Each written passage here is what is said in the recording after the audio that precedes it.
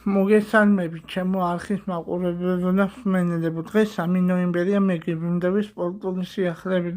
ორშაბათი დღე ჩვენი სასაუბრო თემა იქნება ჩემპიონატების მატჩების შესახებ. მინდა განახლებული ინფორმაცია მოგაწოდოთ და სიახლეები და ასე შემდეგ.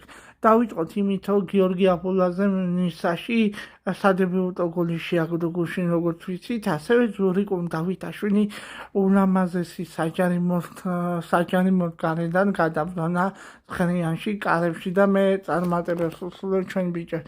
როგორც მოგეხსენებათ, გუშინ ლა ლიგაში როგორც შეიცვალა ნეთარება და ასე შემდეგ, მე ამაზე აუცილებლად მინდა მოგახსენოთ, ლა ლიგაში 11 ტურის შემდეგ ასე გამოიყურება მდგომარეობა. მადრიდის რეალი 30 ქულით პირველ ადგილზე, რაც შეეხება მეორე ადგილზე ბარსელონა, კატალონიის ბარსელონა მეორე ადგილზე 25 ქულით, ვირია რეალი მესამე პოზიციაზეა და უფრო საინტერესო ხდება მოვლენები აქ.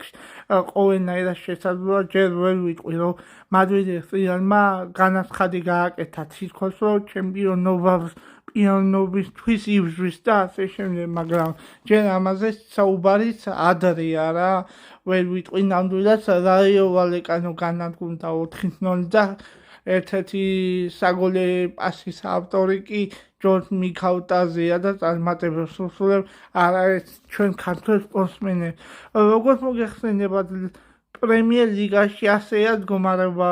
რა თქმა უნდა, არსენალი 25 ქულით პირველ პოზიციაზე, მერე 20 ქულით მანჩესტერ სიტი და ასე შემდეგ.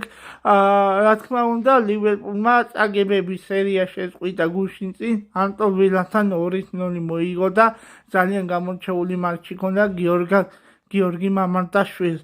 რა შეეხება, ეხლა მე მინდა გითხრა სენტენტიანის მდგომარეობა.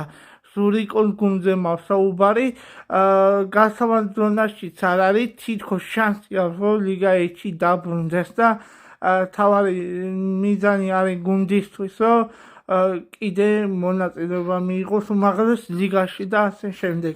როგორც მოგეხსენებათ, პარი სენ-ჟერმენმა და ნისას მატჩი ძალიან დრამატული მატჩი იყო და ბოლო 5 წუთი იყო დამატებული კომპენსირებული დროს, მაგრამ ხვიჩა კვარაცხელია თავური პასით გონსალო რამოსი დაეჟდა თავზე და გოლი გაიტანა, გამარჯვების გოლი. თუ მოგეწონათ ვიდეო, დაალაიქეთ, გამოიწერეთ სათამე. თუ მოგეწონათ ვიდეო, დაალაიქეთ, რა თქმა უნდა და მე დაგიბრუნდებით ხვალ უკვე ჩვენ ჩემპიონთა ლიგა